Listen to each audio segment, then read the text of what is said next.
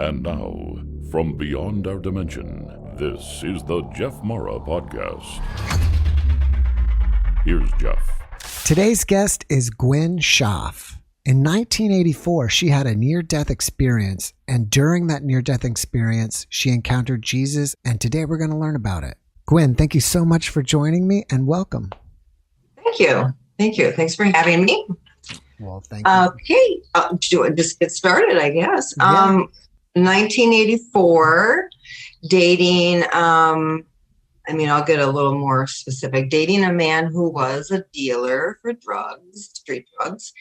And I didn't do a lot of drugs back then, but dating him, I kind of did. But then the night of the NDE, I didn't. I had a beer, and that's it. That's all I had. I went to a poker game. I was at a house party. Went to the poker game that was going on, and I sat down on my boyfriend's knee, or lap, I should say.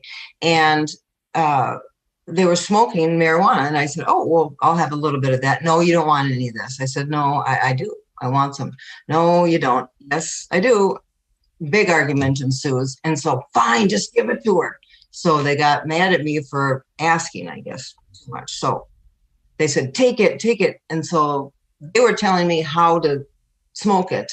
Like, keep going, keep inhaling. And that's like way more than, usually I'm just like, oh, that's kind of my thing with marijuana. And I just I didn't do a lot of that. So I did that. I did how they asked me to do it. And I remember feeling, whoa, I want to go lay down.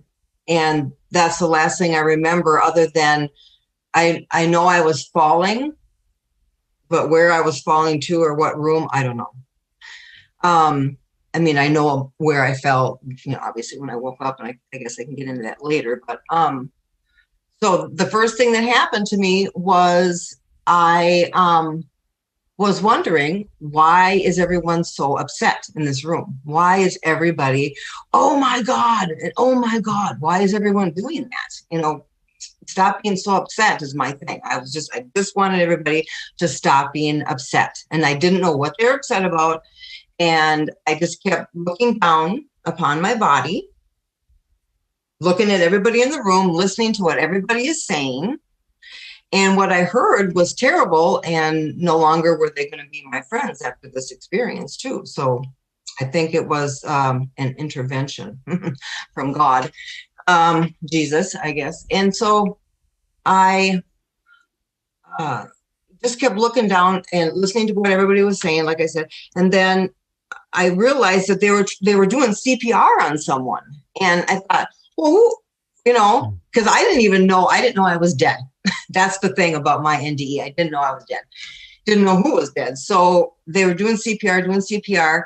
And then I looked to my right hand side, my right shoulder, and somebody's coming up from behind me. And that feeling of like, whoa, you got to turn around. So he's coming. I said, whoa. No. You need to stop. I said, nope. And I look, and it's Jesus. I can't. I said, I've got too much to do. Is that me? And I asked him, is that me down there? And he said nothing to me, nothing. And I'm like, I got to still figure this out. And so the CPR was being done on me, and everybody kind of disperses, and no one can get my heart started again. They can't get me alive again. And so people are talking, and they say, why don't we just call her a cab? Dude, you know her address. So why don't we just call her a cab, put her in the cab, and just say she's drunk, and just have her get dropped off that way? Or one of us come with, and then just carry her into her house. Because I was living with my parents at the time. So, well, how do you know the door is going to be unlocked? Well, I don't know, dude. Well, I know where a key is. Every conversation that they were holding, I knew about. So that's what they were going to do with me. They weren't going to continue trying to save me. They gave up. So Jesus keeps coming closer to me. He's pretty close by this time. And I said, oh, no. Oh, I'm dying? I asked him, I'm dying. You, what? Then I look over like to his, still would be his right. And there's people coming. but they're just shadows. I don't know who they are. I'm like, I don't know who they are. So I keep looking and trying to figure out who they are. And then Jesus starts going back farther away from me. And these people keep coming closer. I'm like, I'm not liking this at all. And I said to Jesus, I said, I feel like I'm leading the wrong, before he left, I said, I feel like I'm leading the wrong kind of life. And I feel like you're trying to tell me something. And I promise, making my promise, if you let me come back into my body, I will change everything. I will drop these friends. They will never, done dating this guy, done. And the beings, whoever they were, there was 4 of them. And there was 2 children, children size, a man and a woman. I still couldn't tell. It's like if it's just like shadow people. And so Jesus again says nothing to me and just keeps dissipating farther and farther back. They keep coming closer. And again, I still can't see who they are. Just, there's no features. Okay. So then I go back, start looking at my body again. And somebody had started CPR again, which was a good thing. And I looked back up at Jesus and he was almost gone. And I'm looking down at my body. Somebody's doing CPR and they're doing a pretty good job because they're like, dude, I got a pulse. Dude, I think she's alive. So I remember the beings it was kind of like a family. It was like mom, dad, 2 kids. They dissipated as well. And I kept looking at them. I kept watching them because I want to know. I knew who Jesus was. I knew him. And I still didn't know. They just went away. And then I remember them saying, she's got a pulse. I think she's breathing again. And I took this huge gasp of a breath and I sat straight up, whoop. And I'm looking around the room at everybody. And then I start hollering at everybody, wow, you were going to just stop CPR. Wow, you were going to put me in a taxi. Wow, you're my boyfriend and you were going to give them the address and not. I'm going home. Someone take me home. I'm never coming back here again. We're done, you and me. And I just went into it with everybody. And so that pretty much was the extent of mine. And what I really learned from all of that, besides to not be so judgmental and critical, because to me, it kind of seems like those people's faces weren't being shown to me because I was always so critical of how people looked. And I could they look that way, so they're this. I was very, not very nice for a time in my life. So I took it from that. Then I also I was absolutely petrified, horrible fear of dying. And if anybody started talking about like, dude, so-and-so died, or I wonder what it's like to die. Oh, I would start to cry. Didn't matter what age I was, because I had my NDE when I was 20 and, 19. I was scared to death. So I was so glad for having that NDE because, I got this, I'm not afraid anymore of that. Wow, what a huge weight lifted off of me because it was such, I don't know, I considered it a burden because I just couldn't, and funerals, I was scared to death of the body. Now I take all that kind of stuff in. And I actually went to school and got a degree and I was going to work in the morgue. And I took the test. I got approved. They said, wow, you did really well. You only got 1 wrong on the test. Now the physical test. So, I guess I'm kind of going off on a thing here, but being around dead bodies was something I wanted to do, which was weird. Well, that is pretty much it. And I definitely did drop the friends and the boyfriend. I did exactly what God said. And I became so open to everything and everybody. Yeah. Well, thank you for sharing that, because that was an amazing story. Thank you. Yeah, it was crazy. Can you remember what Jesus looked like? Just as he would, as I've always seen him, white robe, kind of, I would say auburn hair, not blonde, but more strawberry blonde. That's it. But I do remember the strawberry blonde. I do remember the all white robe, and I do remember when I did leave one part out. When I was wondering what he was going to do, what Jesus was going to do with me, I kind of got a knowing that if I said, yeah, okay, I want to go with you, I would have died. I would have been gone. Wow. Because he would outstretch his hand like this. But usually when you're going to take someone's hand to hold their hand, you're like this more, And he had his hands like that, like I was supposed to give him something. And I couldn't figure out stuff. That was what I did, about my NDE. I just couldn't figure stuff out. Like, who are these beings and who is, but Jesus, I knew what he was wanting.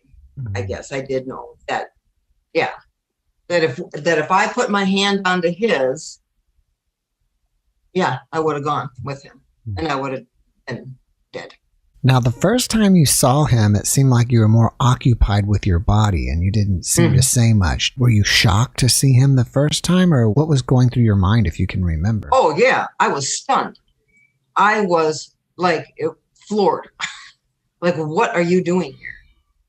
Because most people, when they think of Jesus, for me, when I think of Jesus, he's somehow connected with someone dying. They see him when they're dying.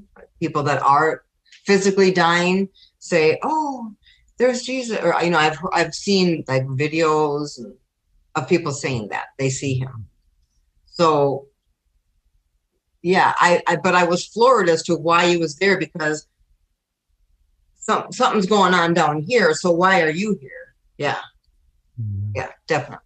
Maybe at first you thought he was there to pick up somebody else and not you. Yeah. And really, it really was a thing. I had no idea why he was there. Yeah. Almost like, no, you need to go. Like somebody bad coming to a party. Dude, no, you need to go. Kind of like that. Would you consider the other beings as angels? I got to really thinking about this, and then I went to some support groups for NDEers, and then I also went to people in my lifetime have told me, you are so weird. I don't know how you knew that. My brothers will tell you, if they were here, you are strange. There's no way you could have known that. I don't know. I just feel like, I'm sorry, what did you ask me? It's okay. Well, I'm trying to figure out, do you think that those people were angels? Well, at the time, no.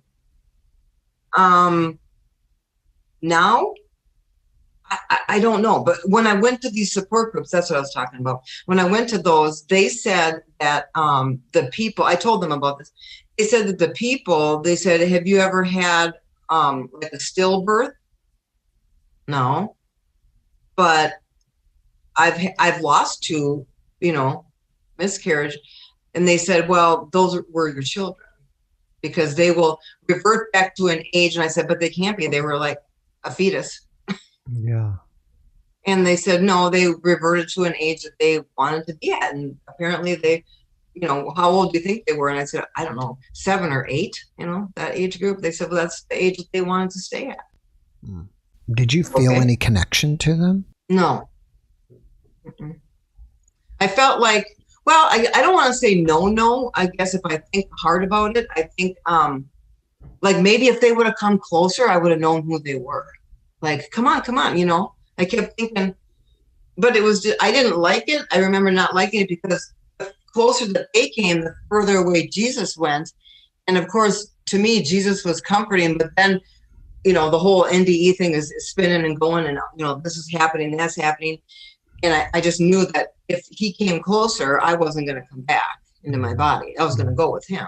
The proverbial go to the light thing. Yeah, we would have gone. So they kept coming closer. He kept going farther away. And I was so curious as to who they were, if they would just come a little closer. I wanted to know who they were, but I can't say that they were angels. Not really. From my experience of doing so many podcasts, I could think of different ideas of who they were. Like they could have been what some people call your soul group, which is people you may reincarnate with over and over. Okay. It could have been another family of yours from another dimension. Oh, from another life. Yes, I do believe that. Yeah. Or it could have been even just relatives of yours from the past. Yes, because there are relatives, grandmas that my mom's mom, my dad, they've lost babies, but babies though. But then again, does anybody ever talk about that they see an infant in their NDE? I haven't heard. No, I haven't heard that. Because what would an infant be? They'd have to be like in a bassinet or something. They can't just. Well, I suppose they could be floating around, but. Right. That's a great point.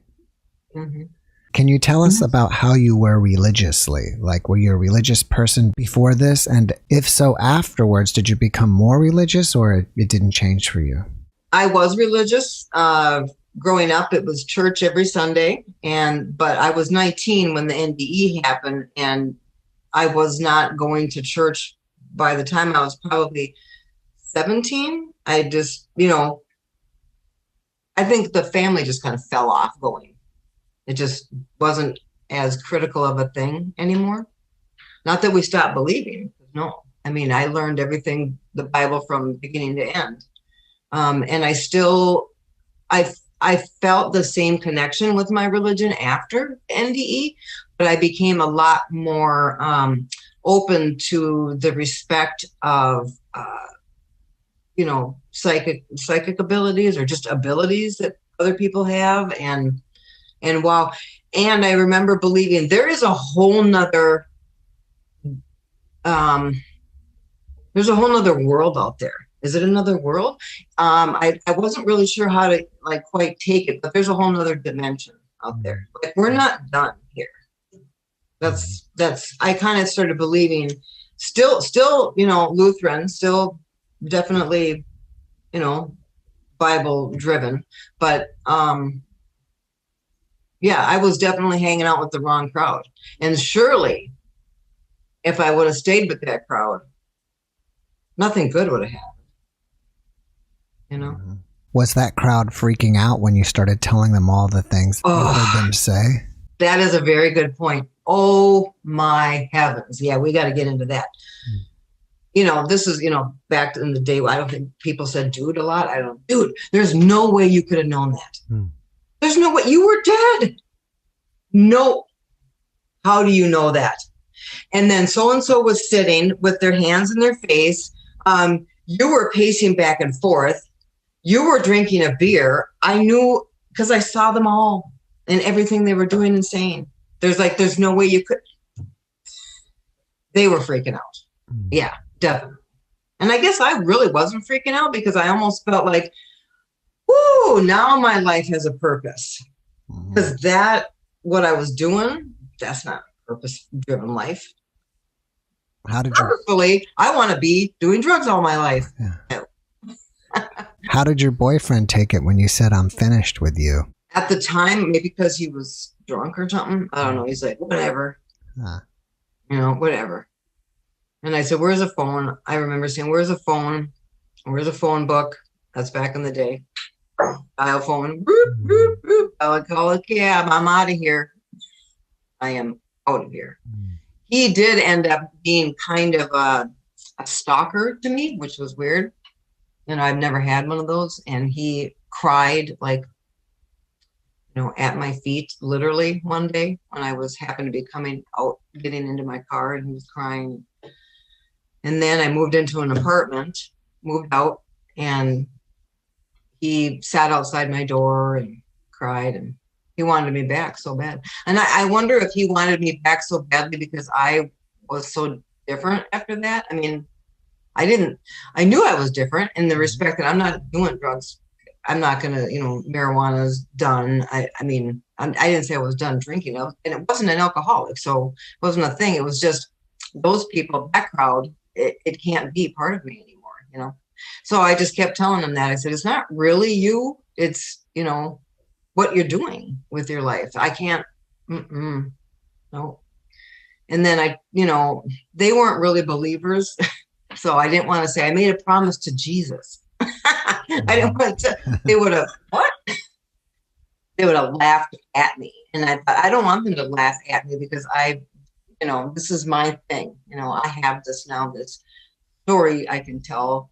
And I've told a lot of people, but some of them, they're like, well, did you realize that science says that there is a part of our back of our brain that we never use? It's a little part, and that holds all your audio and visual. And so when you die, at first you don't lose all that. I'm like, huh? I never. So I started looking some of that stuff up, and I'm like, no, I'm still going to believe what I believe. There's another dimension out there that we go to. We're not done here. Right. I mean, we're done here earthly. Right. But we're not done. Besides what you've already mentioned, what other ways did this experience change you? Well, I wanted to completely revamp my whole life, but how it changed me in the respect of believing, or I just felt, I felt more confident. It was almost like it just did everything good for me. Everything that you want, you want, okay, I'm going to go to dental school now. I'm going to do this. I'm going to do that. I just wanted to do, well, not everything, but do something very purposeful with my life. I had to. I felt driven to do that. Well, I didn't even ask you, are you a dentist? No, I was a dental assistant. Oh. And that turned out to be it's just a darn shame. I was, and people know this about me too, I was working as a dental assistant in Fridley, and I stayed after to help clean up. And one of the other there was two dentists in the practice. And the other one said, well, I'm sorry, but I need to go, my family thing. Okay, fine. So the other dentist said, I'll stay with you, Gwen, and help clean up. I said, oh, wow, okay, great. Because it was just going to be me and the receptionist. And the receptionist did her little thing in the front. She's like, well, I'm done here cleaning up. I'm going to go. Okay. So I remember cleaning up the dental chair and really sanitizing it. And then I sat down in it. And then he came over to me, and I felt like a poke in my arm. And I'm like, oh. And then that's all I remember. And then I woke up, and he was on top of me. Wow.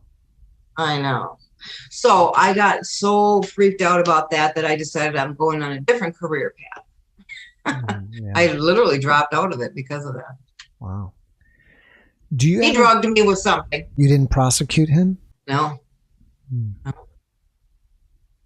And I think there's a statute of limitation on it, as far as I know. Yeah, it's probably too late now. Yeah. I don't know. You never know, though. I know. I could go in. I should know something about it. Now I have a criminal justice degree and associates in that. I was going to work at the ME's office. That was my thing. Was I was so unafraid of death that I just wanted to be around. I don't know, why does a medical examiner become a medical examiner? I mean, wow. Do you realize what you're going to be doing every day? And I just felt really comfortable in that kind of setting. I guess you could always make a complaint to the dental board. Yes. And I do remember saying that exact thing. And then I thought, well, wait a minute, because I still have my license. So, and I did do the annual thing to keep it going, because I wasn't 100% sure that I wasn't gonna use that. And I thought, wait a minute, if I'm working at the ME's office, hey, forensic odontology is a thing. hey, maybe I'll do that, Yeah, that's what my NDE did. It really got me driven. And, I've done a lot of things. Whereas I was sort of stagnant and fearful of so much. I was so, what do you call it, fraidy cat? I was just afraid of everything. Did your NDE experience result in any negative experiences that you had to manage in your life? I became very intuitive, and going down that road and trying to explain that to friends and family, well, my brothers will say, we always knew you were strange, but we didn't know like how, what kind of strange. And then I thought, well, that's kind of a negative thing to say that I'm strange or weird. I didn't like that. But like my sister-in-law, it was Christmas and I was standing next to her and I said, so you're going to announce the pregnancy? My brother goes, see, I told you she's weird. We didn't tell anybody. Did you call her and tell her? I said, I haven't talked to Mai for almost this whole year because you guys have a little infant at home. And you're pregnant again. How did I know that? I don't know. That kind of thing happened a lot. Wow. Somebody's going to have a car accident. I don't know who it was. Trying to get my intuitive thing more detailed so I could be better at it. But sometimes I would learn negative things. And what happened is I started to learn, like, maybe this is the negative. I kept picking up on so many negative things. Like someone's going to have a car accident. Someone's going to die. They're going to just drop dead of a heart attack. It just kept, all these negative things kept coming up. And I'm like, I don't want to do this anymore. So I turned it off because you can do that. And you still have it turned off till this day? Yeah, I have it turned off because I'm too afraid to turn it back on again. I did turn it back on again about 5 years ago. And again, there was a child in my room and he was just standing there staring at me.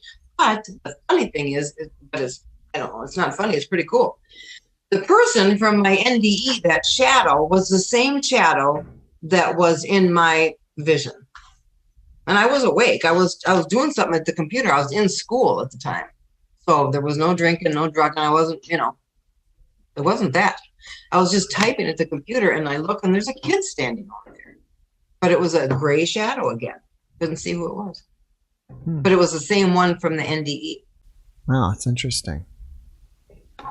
I wonder if he was trying to communicate with you in some way. Well, I went over to the support group again. They're just up the street in a church for people that are intuitive, psychic. And they said, oh, wow, you should have asked him, what do you want? Yeah. You should have asked him because he there's something he needs, I'm like, well, if he comes back, I'll do that. But he never did. I think I just got too busy to like really focus on that part of me, which I know I have. I definitely have it. I went to a psychic once and I have the recording of it, back at the tape recording days. Mm-hmm. So, and she told me, I sat down and she's like, before I do a reading for you, she goes, you realize you have the gift too, right? I do know that. Yeah, I do. I know. But it's hard to have it when you're afraid of it. Yeah. Yeah. So there again, a little bit of my scaredy stuff comes back in again. Kind of afraid of who's that kid, I don't know, maybe there was something he was going to tell me that wasn't good. Yeah. So I was turning it, I feel like, and another thing from my NDE too is, everything happens for a reason and a really good reason. So you might not like what's happening right now in your life or just anything. And, oh, wow, I hate that. But there's a reason for everything. And it's going to be good and bad. You're going to learn, something good always comes from something bad is my motto in life. So I like that. Where did you learn that in your NDE? I kept becoming more conscious of what like my mind was trying to tell me, because my mind has always been talking to me. And, for a while there, you start thinking, well, am I schizophrenic? I mean, what is this? Because I always heard people talking. I thought it was me, but now, going to psychics, having them tell me, no, those are your spirit guides, and they are they're trying to get your attention. I'm like, oh my God.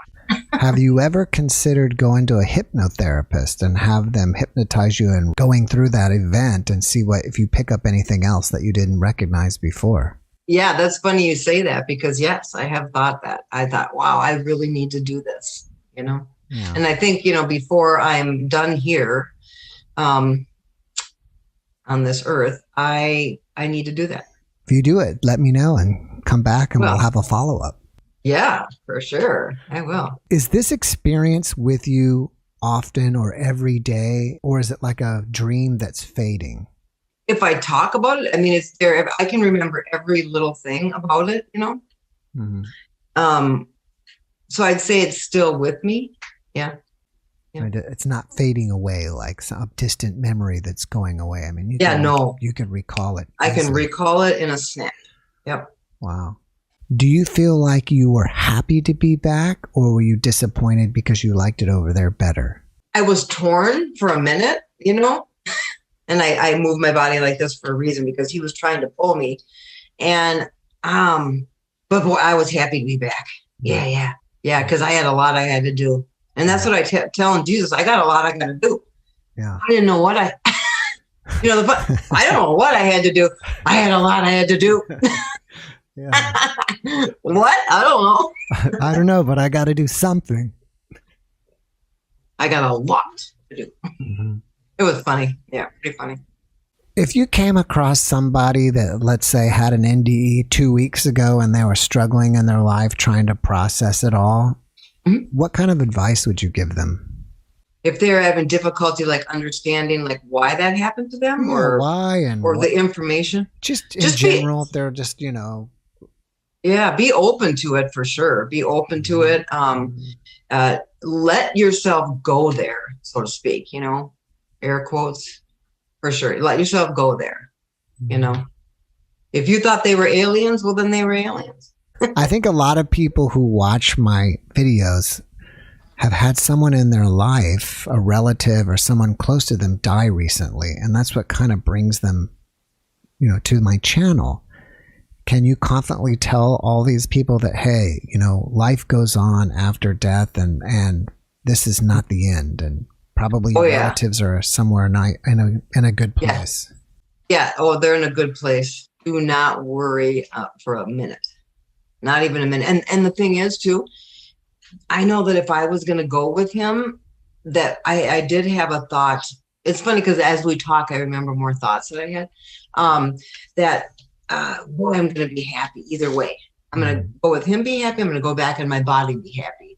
And it's just, they don't, they as in, if I was dead, I wouldn't want my mom to be crying all the time. I wouldn't want my kids to be crying all the time.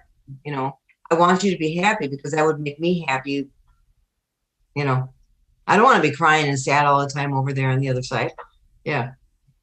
You definitely want them to say, if I'm going to give them some advice, don't worry about them. It's us here that have the problem.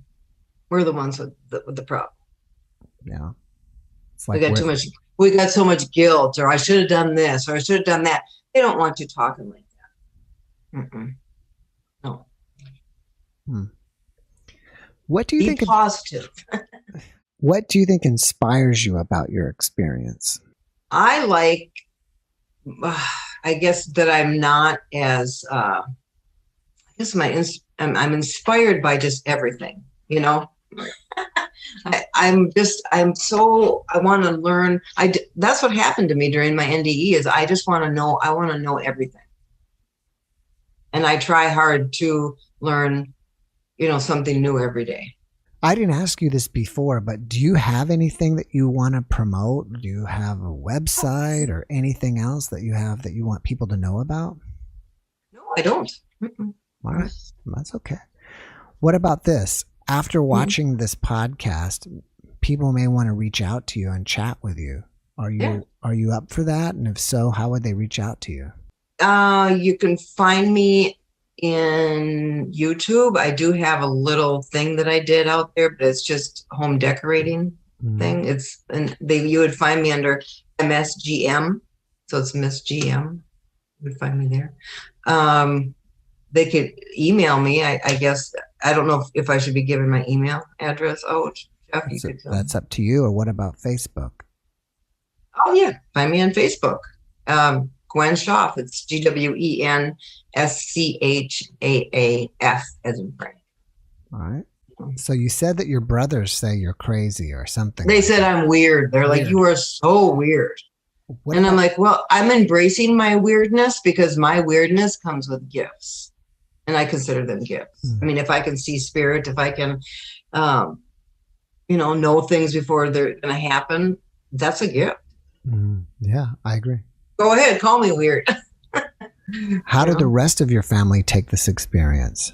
My dad was like, oh, okay. Well, all right. Yeah. That was it.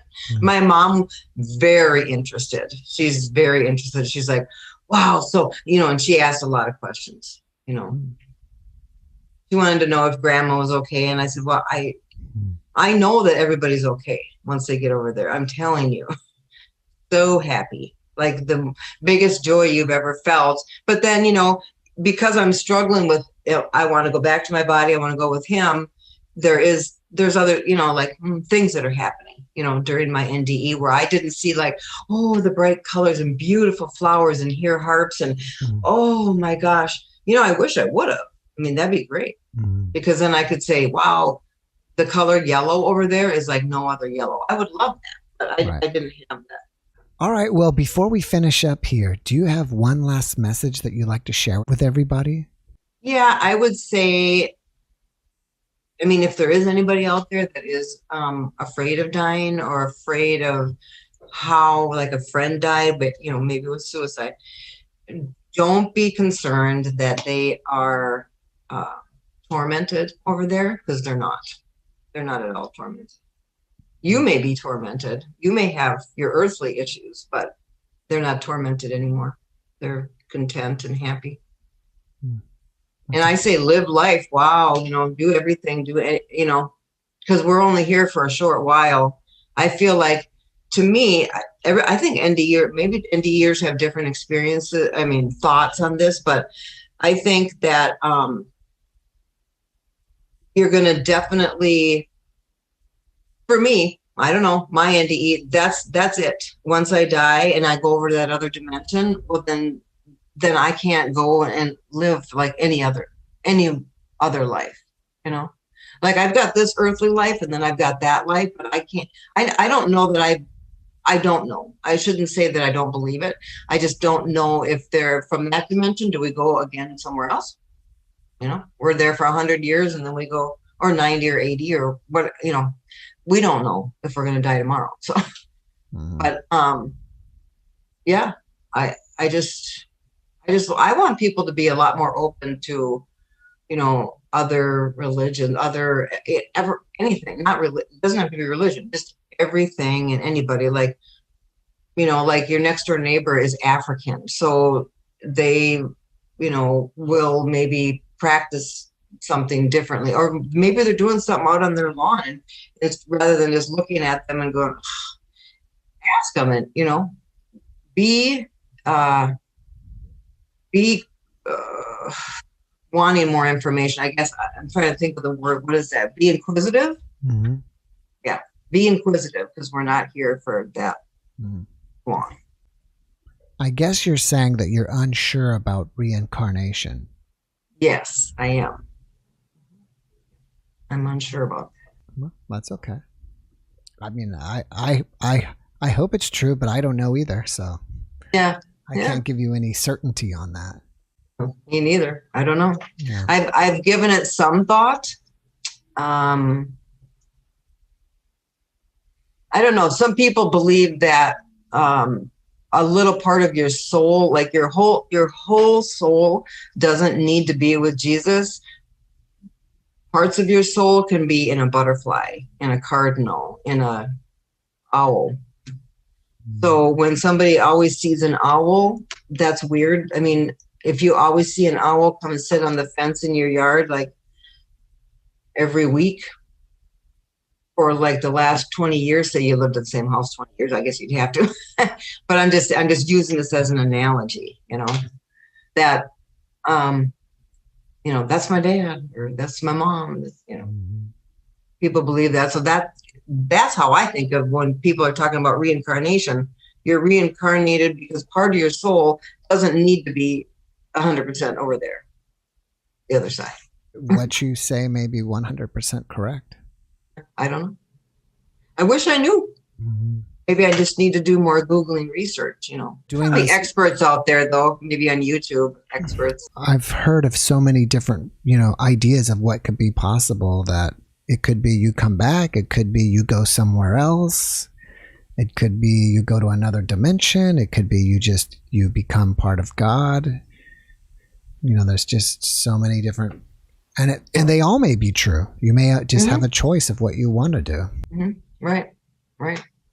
So, all right, Gwen. Well, thank you so much for joining me and sharing with us. I really appreciate you. And thank you for having me. I wish you the best. I wish you the best too. All right. Well, thank you and have a great evening. Thanks. You too. Bye-bye. Bye. Thanks for watching the JeffMara podcast. I really appreciate you. Another way to show support is through YouTube memberships. And if you do, there are loyalty badges and other perks depending on your level of membership. All you need to do is click the join button underneath the video to find out more. Thank you for your support.